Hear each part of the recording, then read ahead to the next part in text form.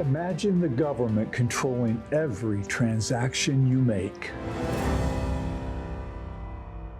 Welcome to Freedom Alive. The Biden administration issued an executive order in March 2022 that's a plan to take control of the global monetary system using central bank digital currency, known as CBDC. On this episode of Freedom Alive, Kevin Freeman joins us to explain why that is a serious threat to our freedom. Kevin is a global economic warfare expert. He's briefed members of the U.S. House and Senate and government agencies. His research has been presented in critical Department of Defense studies on economic warfare, Iran, and weapons of mass destruction. I'm blessed to again be joined by our co-host, Matt Staver from Liberty Counsel. Matt, the founders of our country had a clear vision of an America in which good people would flourish under a government ruled by the people, many of whom were Christians. But the threats to destroy that vision are quickly becoming a reality. One current issue that's especially concerning is central bank digital currency. Yeah, and the central bank digital currency is different than a cashless society. It is having a central bank, not private bank, a central government-run bank that everyone transacts with, but also your money is programmable, so you don't have anything to back it up. That programmable money in a central government-run bank means that your dollar can be worth 75 cents while another person's dollar is worth $1.25. Your 25 cents gets shifted over to someone else based upon, quote, equity. Mm-hmm. Also, with a central bank digital currency, the government has the ability to issue a line item veto and limit the amount of your purchases of any items such as gas or any other product that it deems inappropriate or that you've already had enough of during a particular cycle of time. So it's a very serious threat to our freedom. It's the ultimate way to control individuals. It's happening not only in the United States with the Biden administration pushing this forward, but it's also happening globally, and it's a real threat to our freedom and our economic ability to live. Central bank digital currency, you've heard a lot about that term. It is not make-believe, it's very real. We have a great guest to bring to you today. We cannot wait to do that, but our Freedom Alert is next. A hearing is set for the Rhode Island Good News Club case. I'm Matt Staver, co-host of Freedom Alive. Liberty Counsel filed a lawsuit on behalf of Child Evangelism Fellowship Rhode Island to stop the blatant discrimination against the Good News Clubs. Providence Public School District has been discriminating against the Good News Clubs for nearly 2 years while allowing other clubs to meet. The school district previously allowed the Good News Club at one elementary school for the 2019-2020 school year. Then COVID canceled all clubs in the spring of 2020. When Child Evangelism Fellowship requested to resume the Good News Clubs, as well as start a new club at another school, district officials repeatedly failed to respond. The hearing is now set for later in this month. There must be equal access and equal treatment for these Christian clubs. Equal access means equal treatment on all public school campuses.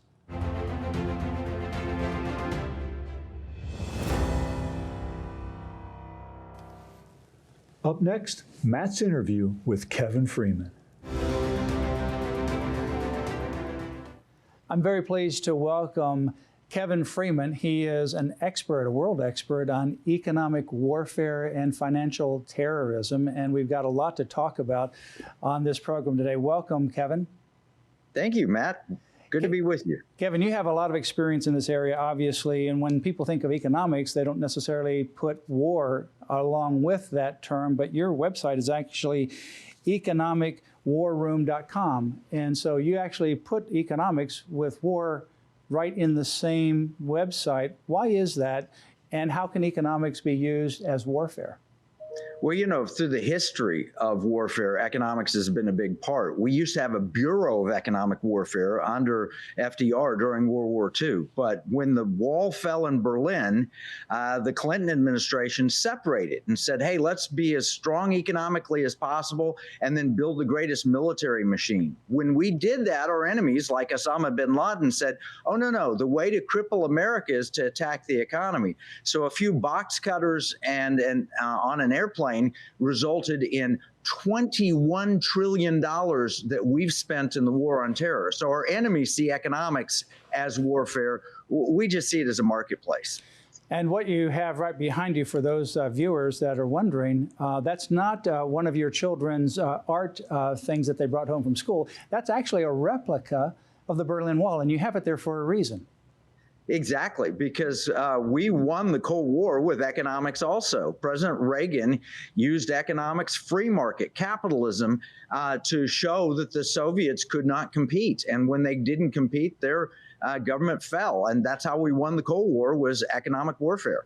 We want to do that question and circle back to that particular idea a little bit later in the program when we talk about China and America. But before we do that, in terms of how we use God's money, take us through just the use of money and how the best way for us to use that kind of money that God entrusts to us. But also, I want to move from that into central bank digital currency. But let's talk about the use of money to begin with, the very basic foundation.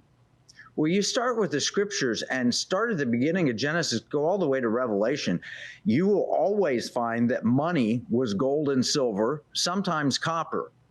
And I point that out because what we're producing in the United States that we call money are Federal Reserve notes, pieces of paper not backed by anything and printed as much as they want to by the government, which is an unjust weight and measure. God's use of money is always with honesty, integrity, and based on something that has real value. So our current monetary system in the United States, while legal, is unbiblical.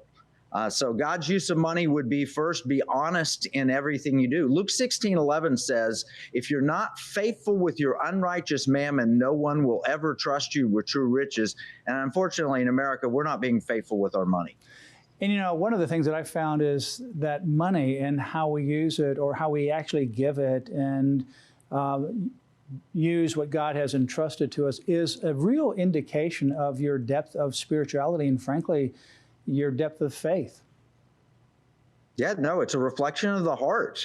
And so I've got a new book coming out probably this fall titled The Economic War of the Heart, which is all about how we deal with money from our heart standpoint. And in America, unfortunately, we've made money the end to which we use other means to obtain.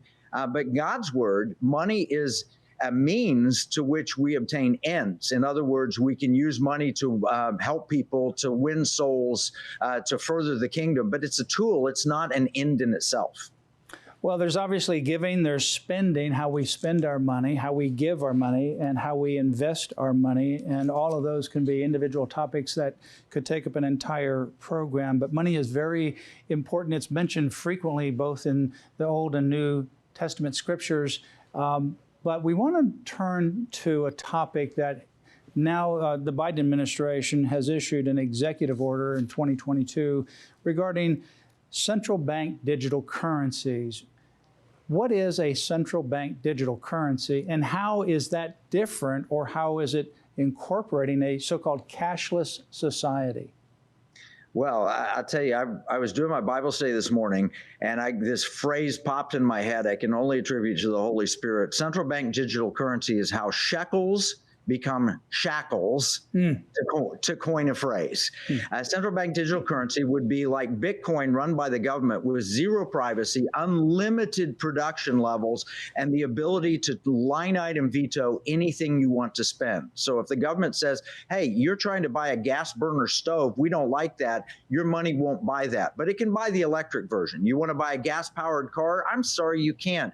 But you can buy an electric car. You've driven too many miles, you try and buy some gasoline, they turn it off. You leave your zip code where you're supposed to be quarantined and your money's no good there. It is literally complete control of money owned by the government and allowed for you to use when they think it's appropriate for you to use it. They can even use it for reparations, take from one group and give to another, just like they're trying to do with mortgages, where they're trying to say people with a high credit score have to pay more for their mortgage than people with a low credit score, which is just insanity. But that is total government control, the nanny state, and they're wanting to use money to do it. So instead of having paper bills that you go and buy things with, you have electronic money that shows up in your account, but it's all numbered, it's all digital, and they can turn it on or off or make it higher or lower at a whim.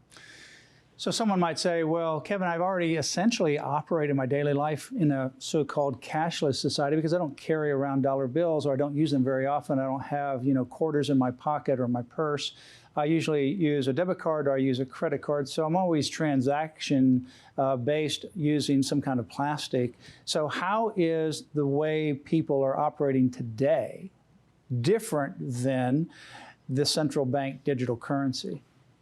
Well, it's just the same notion of electronic money, but put on steroids, with the government having complete insights to every dollar where it goes. If you give it to someone and they don't like that, they can stop the transaction. They'll just stop it. If you give to a church and the church has said something that they've declared to be hate speech, like they've read the Bible and shared it with people, then they could literally stop the transaction at that level. It is the ability to line item veto. Right now, you can go into Barnes & Noble and you can take your debit card and you can buy a book if you want to buy it. But they could look at the title of the book and then look at your account and say, no, you can't buy that particular title. It just gives them complete draconian control over every aspect of our giving, spending, and investing. And so when we're talking about a central bank digital currency, let's look at the central bank component of it, because I think that's where you're really focusing on this difference between someone who has a credit card that they're using, and that credit card may be with ABC Bank or DEF Bank. It may be with certain banks, and it's a bank of your choosing, and that transaction goes through your individually chosen private bank account, which is completely different than a central bank digital currency, because a central bank is not your bank. It's a government bank. It's a centralized bank, and it's not under the control of a private company, but it's under the control of the federal government. The government controls, the government has a central bank, and therefore there is a single source for, if you have a credit card, it's not going through your local bank, it's going through a central federal banking system, and that government entity, the banking entity, then has the ability to know everything about your accounts, your savings, your spendings, your balances, when you transact, how much you transact. All of that would be in the hands of a government system. Yeah, no question. In fact, the government is the Federal Reserve in this case, which is a private corporation, but it's government sponsored. And the Federal Reserve, which prints our money now, it says Federal Reserve Note. They don't actually print it, the Treasury does, but it is printed for them, Federal Reserve Note. And you hear about the Federal Reserve when you turn on the news, they raise interest rates, they lower interest rates. Well, in response to President Biden's executive order, he ordered them and the Treasury and all government agencies to report on what central bank digital currency would look like. And they wrote a report, Fed Notes, titled Programmable Money. In other words, the Federal Reserve is talking about how they can program money to fine-tune the economy. And also, in the executive order, they talk about eliminating disequity, so that you've got to create the environment for equity, and protecting the climate. That's straight out in the executive order. So if you're doing something against the climate, they will shut you down by turning your money off. Yeah, let's talk about that, because in the executive order, it does mention climate change and it mentions equity. And let's talk first about climate change and then go back to equity. So in the climate change, under the Biden administration or future administration, if you have a central bank digital currency and it's under the control and auspices and direction of a central bank, federally run, federally managed, federally controlled, then when you go to the pump this month and you've already driven so many miles, you've already spent so much dollars on gas, but now they want you to reduce the consumption of gas because they want to force you to go over to an electric vehicle or to reduce your mileage. Now you're pumping your gas, you put your credit card in and you want to fill it up, but all of a sudden it stops at $5. You can't get it beyond that. Is that conceivable that they would have a line item veto to say, Kevin, you have driven enough miles this month.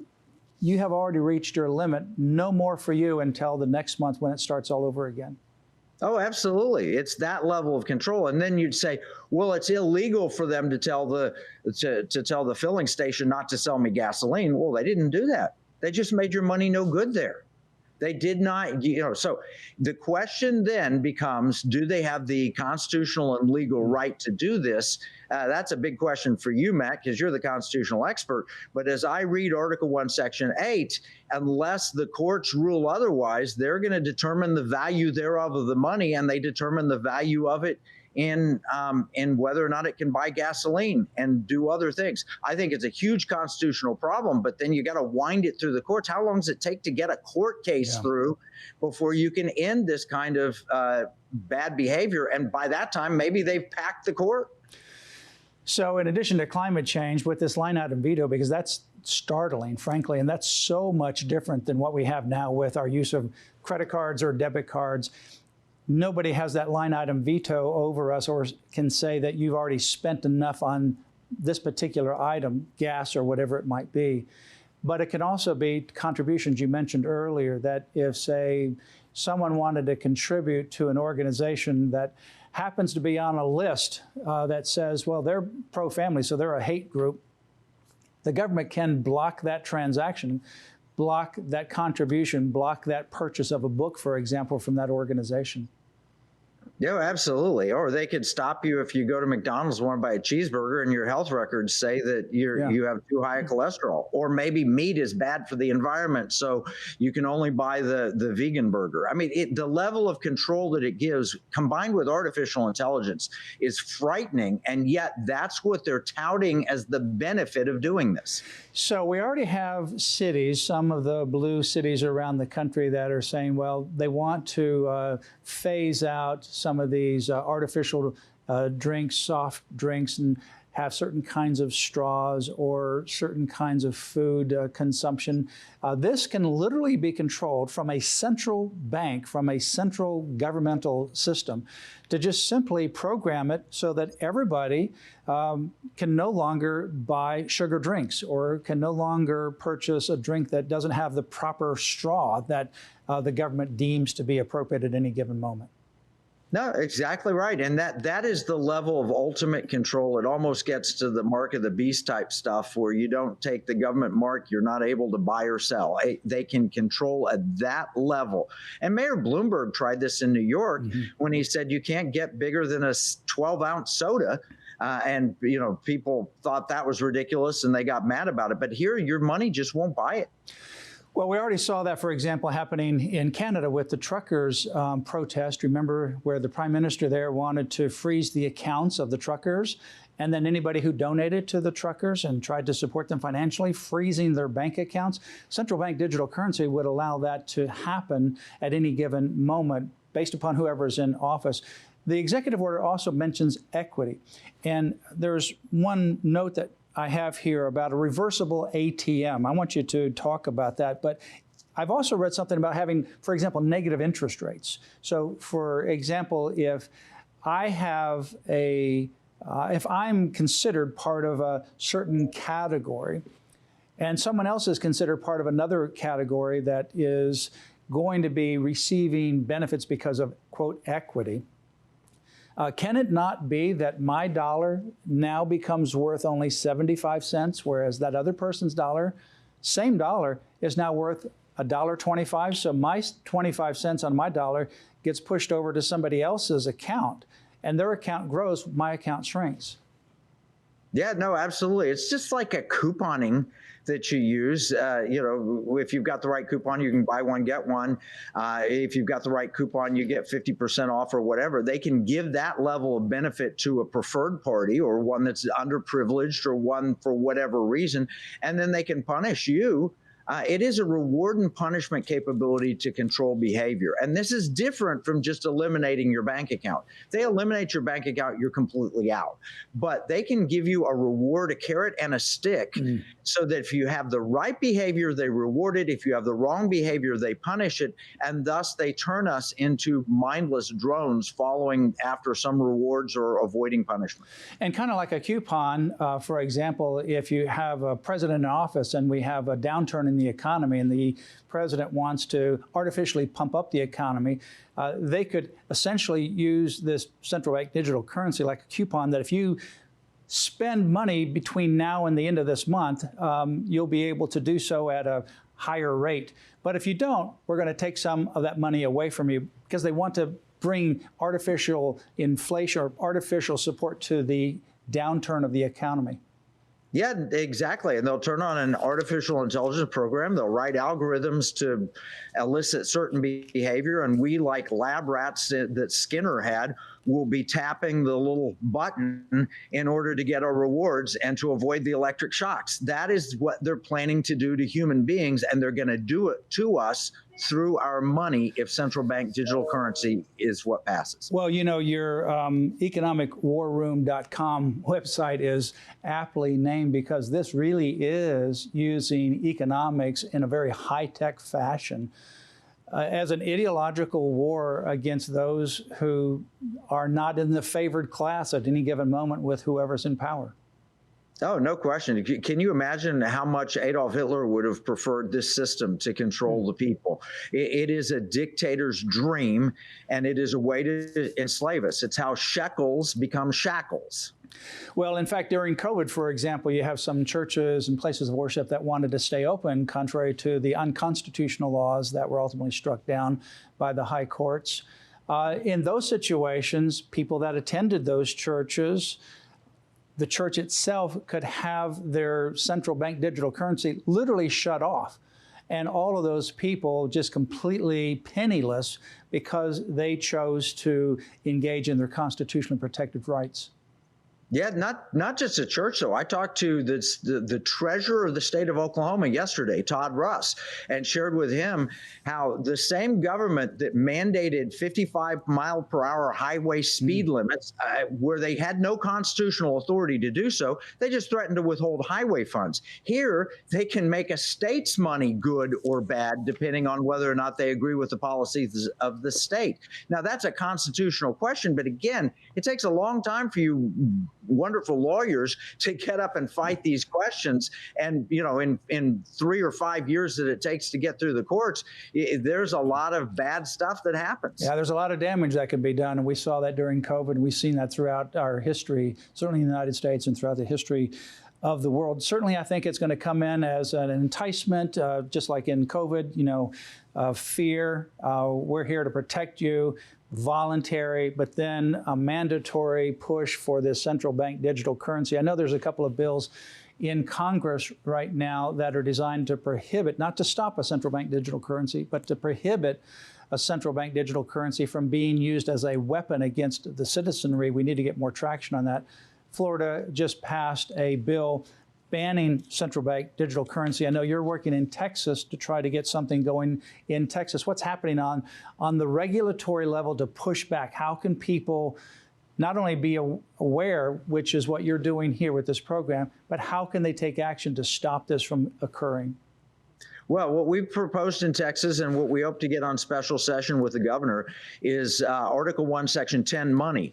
The right of control of money, to coin money, to emit bills of credit, and all of that has been left only with the Congress, and they've deeded that authority to the Federal Reserve by law. And so that's legitimate, but I don't like the way they did it.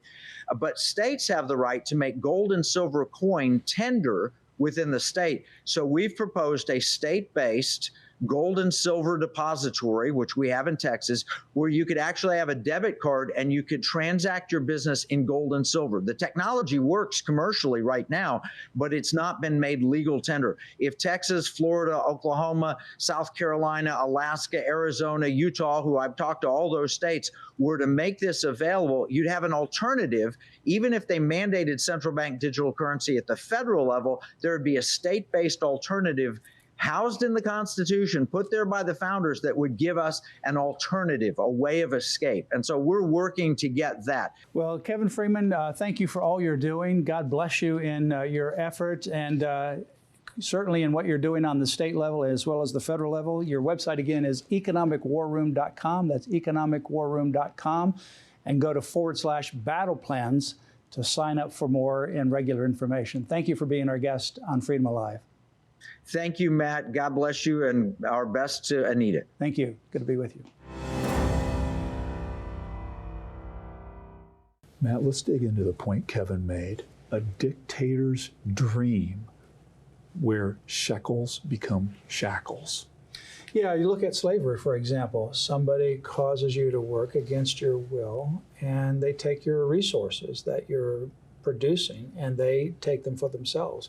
This is what he's referring to as shekels become shackles. Your money becomes something that, instead of giving freedom and the ability to be able to purchase things according to your desire and needs, they become your shackles. And that's the way to control you, is through controlling the economics and your financial system. So a central bank digital currency will be promoted as something that's convenient, it's accessible anywhere.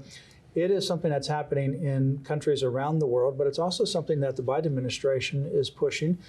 And a couple of words that were in the executive order in March of 2022 that Joe Biden issued was words such as equity, which means not equality, but being able to distribute money at will. So you talk about reparations, you'd be able to do that and just shift money into certain people's accounts, take the money away from other people's accounts.